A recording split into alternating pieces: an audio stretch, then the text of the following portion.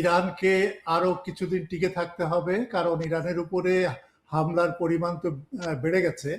এবং লক্ষ্য করে দেখছি যে এখন ইসরায়েল যেটা করছে সেটা হচ্ছে ইরানের যে সমস্ত অবকাঠামো আছে, বিশেষ করে সরকারি প্রতিষ্ঠানগুলো, তার ভেতরে পুলিশ বাহিনী একটা, পুলিশ বাহিনীর হেডকোয়ার্টারে তারা বোমা বর্ষণ করছে, স্কুলের উপরে করেছে অলরেডি, আরো করছে।